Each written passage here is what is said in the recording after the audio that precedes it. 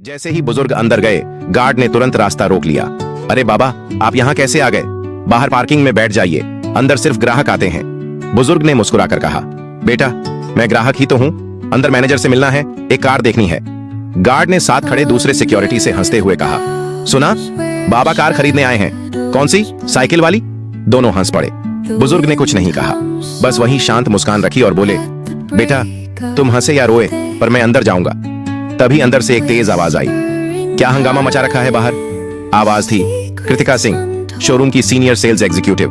वो high heel, black suit और tablet पकड़े हुए निकली। उन्होंने बुजुर्ग को सिर से पैर तक देखा और हल्का सा ताना मारा, बाबा यह शोरूम कार बेचता है, चाय नहीं, आपको शायद गलत जगह आना था।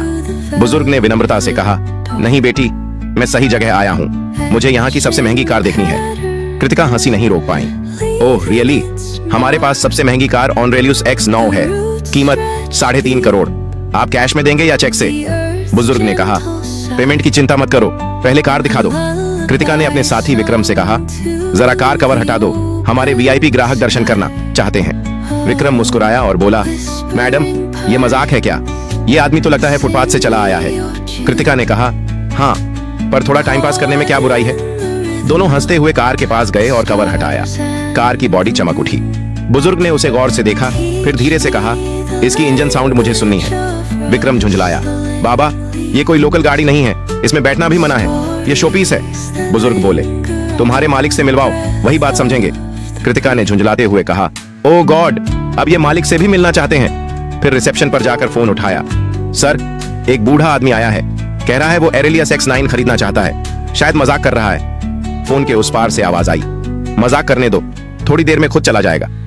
यह आवाज थी अभिषेक मेहरा, शोरूम का जनरल मैनेजर, एक अहंकारी, सेल्स ड्रिवन आदमी जो लोगों को उनके कपड़ों से आंकता था। कृतिका ने फोन रखा और बुजुर्ग से बोली, मैनेजर साहब बिजी हैं, आप किसी और दिन आइए। बुजुर्ग ने कहा, मुझे आज ही मिलना है, जरूरी बात है। विक्रम ने हंसकर कहा, जरूरी बात यह है कि आपको यहाँ से जाना चाहिए बाबा, बाहर पानी रखे हैं, पी लीजिए। इतना कहकर वो दोनों अंदर चले गए। बुजुर्ग कुछ पल वहीं खड़े रहे, फिर पास की कुर्सी पर बैठ गए। थोड़ी देर बाद एक छोटा सा लड़का, लगभग 25 साल का, उनके पास आया। नाम था रवि तिवारी, नया जूनियर सेल्समैन। रवि ने पूछा, बाबा सब आपको डांट क्यों रहे हैं, आपको कुछ चाहिए क्या? बुजुर्ग मुस्कुराए, बस तुम्हारे मैनेजर से मिलना है बेटा। रवि ने कहा, ठीक है, मैं कोशिश करता हूँ। वो भागा भागा मैनेजर के ऑफिस में गया। सर, बाहर एक बुजुर्ग हैं, कहते हैं कार खरीदनी है। मैंने देखा वो गरीब लगते हैं, पर बात में सच्चाई है। अभिषेक ने आंखें उठाई, रवि तुम नए हो, यहाँ हर महीने 100 लोग ऐसे आते हैं, तुम्हारा काम है असली खरीदार पहचानना, अब जाओ और उसे बाहर भेजो। रवि ने झिझकते हुए कहा, पर सर अगर वो सच में।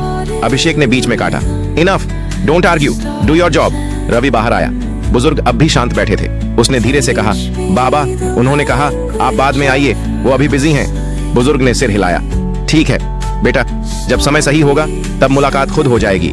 रवि ने हैरानी से पूछा, आपका नाम क्या है? बुजुर्ग ने मुस्कुराकर कहा, नाम जानने का वक्त अभी नहीं आया बेटा। और इतना कहकर उन्होंने अपनी झोली से एक छोटा सा सील बंद लिफाफा निकाला। रवि से बोले, ये अपने मैनेजर को देना, लेकिन जब वो अकेले हों। रवि ने लिफाफा लिया। क्या इसमें? बुजुर्ग ने कहा, जवाब उसमें मिलेगा, बस दे देना।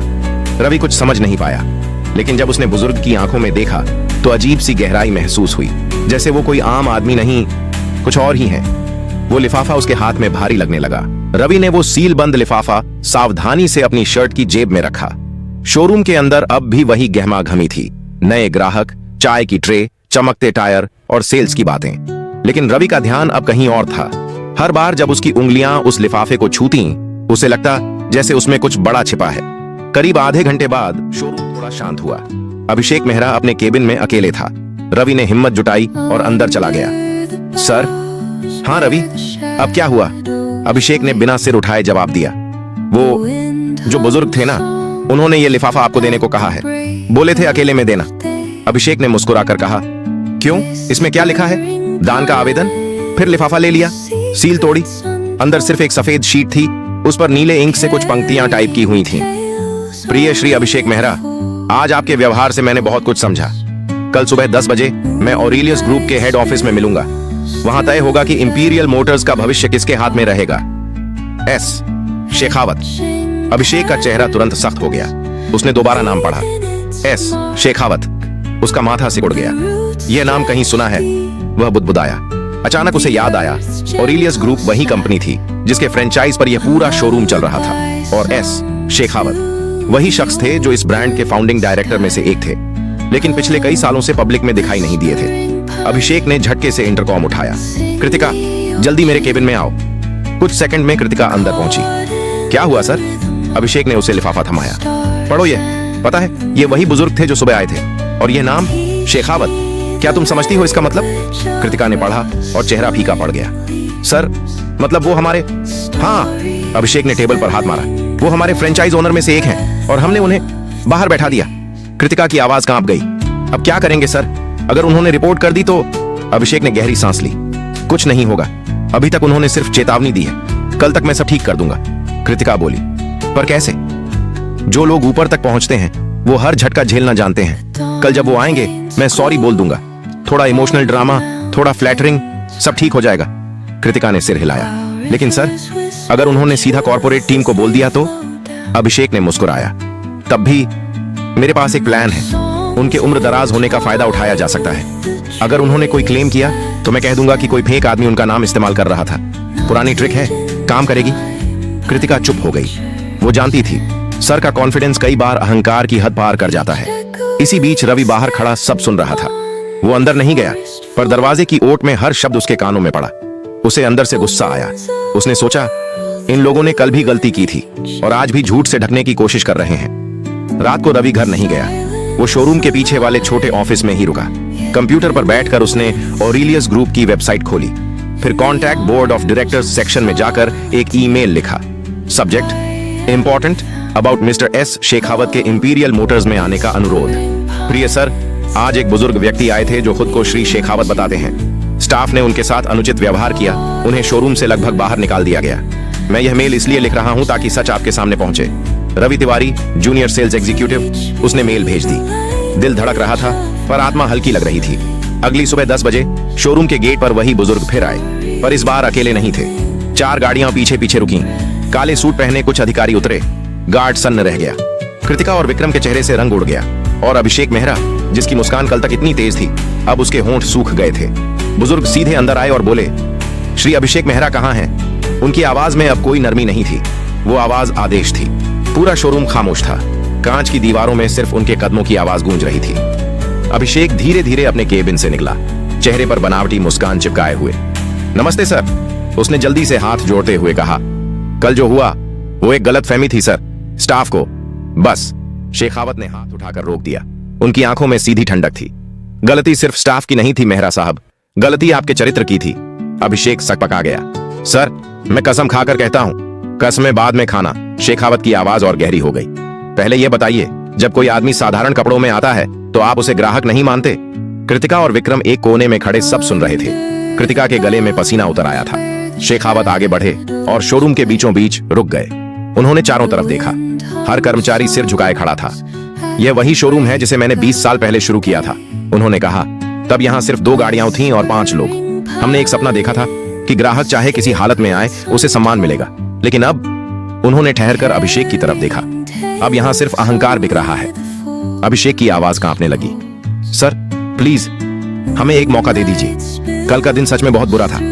हाँ, शेखावत बोले, लेकिन बुरे दिन इंसान को पहचानने का काम करते हैं, और कल मैंने तुम्हें पहचान लिया। इसी बीच उनके साथ आए अधिकारी ने फाइल टेबल पर रखी। उसने कहा, सर, हमने कल की पूरी सीसीटीवी फुटेज देखी है, सब कुछ रिकॉर्ड में है। अभिषेक के चेहरे का रंग उड़ गया। कृतिका की सांस अटक गई। शेखावत बोले, मैंने वीडियो देखा है। तुम लोग हंस रहे थे, ताने मार रहे थे, और एक बुजुर्ग ग्राहक को बैठने तक नहीं दिया गया। क्या यह है तुम्हारा ब्रांड वैल्यू? अभिषेक ने सिर झुका लिया। सर, मैं मानता हूं मुझसे गलती हुई। मैं नहीं, शेखावत ने बीच में काटा। अब गलती मानने का वक्त नहीं, अब जवाब देने का वक्त है। उन्होंने पीछे खड़े रवि की ओर इशारा किया। आओ बेटा। रवि चौंका, धीरे धीरे आगे बढ़ा। शेखावत ने मुस्कुराकर कहा, यही है वो लड़का जिसने मुझे झूठ से नहीं, सच से मिलवाया, जिसने मेरी बेइज्जती छिपाने की कोशिश नहीं की बल्कि मुझे सच्चाई बताई। पूरा स्टाफ स्तब्ध था। कृतिका फुसफुसाई, रवि ने मेल किया था। शेखावत ने अभिषेक की ओर देखा। जानते हो मेहरा, तुम्हारे शोरूम में सबसे निचले पद पर बैठा इंसान ही सबसे ऊंचा निकला। फिर उन्होंने फाइल खोली और बोले, आज से इंपीरियल मोटर्स की मैनेजमेंट स्ट्रक्चर बदल दी जा रही है। अभिषेक मेहरा, आप सस्पेंड किए जाते हैं तत्काल प्रभाव से। अभिषेक हक्का बक्का रह गया। सर प्लीज, मेरी फैमिली है, मेरा करियर। तुम्हारा करियर नहीं खत्म हो रहा, शेखावत शांत स्वर में बोले। बस अब तुम्हें असली काम समझना होगा। अब तुम अगले 6 महीने सर्विस सेक्शन में काम करोगे, गाड़ियों की धूल साफ करोगे, ग्राहकों की चाय लाओगे और सीखोगे कि असली इज्जत क्या होती है। शोरूम में सन्नाटा फैल गया। कृतिका की आंखों में आंसू थे। शेखावत ने उसकी तरफ देखा। और तुम मिस कृतिका, तुम्हें एक और मौका दिया जा रहा है, लेकिन याद रखना, अगर अगली बार किसी ग्राहक को उसके कपड़ों से आंका गया तो तुम बाहर होगी। कृतिका ने सिर झुकाकर कहा, सॉरी सर, मैं समझ गई हूं। फिर शेखावत ने रवि की तरफ रुख किया। रवि, तुमने सच की कीमत चुकाई नहीं, बल्कि कमाई है। आज से तुम इस शोरूम के असिस्टेंट मैनेजर हो। रवि की आंखें फैल गईं। सर साहब, मैं तो नया हूं। हाँ, शेखावत मुस्कुराए, लेकिन तुम्हारे पास वो है जो यहां किसी के पास नहीं, इंसानियत। कृतिका ने धीरे से कहा, रवि, तुमने जो किया वो कोई नहीं कर पाता। रवि ने जवाब दिया, मैंने बस वही किया जो सही लगा। शेखावत ने आखिरी बार अभिषेक की ओर देखा। याद रखो मेहरा, ब्रांड की असली कीमत कारों में नहीं होती, बल्कि उन हाथों में होती है जो उन्हें सम्मान से छूते हैं। उन्होंने अपनी छड़ी उठाई और दरवाजे की ओर बढ़ गए। हर कदम की आवाज शोरूम की फर्श पर गूंज रही थी, मानो हर गूंज कह रही हो, इंसानियत की गाड़ी सबसे आगे चलती है। 3 हफ्ते बीत चुके थे। शोरूम का माहौल अब पहले जैसा नहीं था। हर कोई थोड़ा ज्यादा विनम्र, थोड़ा ज्यादा सतर्क हो गया था। इंपीरियल मोटर्स का बोर्ड अब और भी चमकने लगा था, पर अब उसकी चमक सिर्फ कारों से नहीं, बल्कि रवि की ईमानदारी से थी। रवि अब असिस्टेंट मैनेजर था।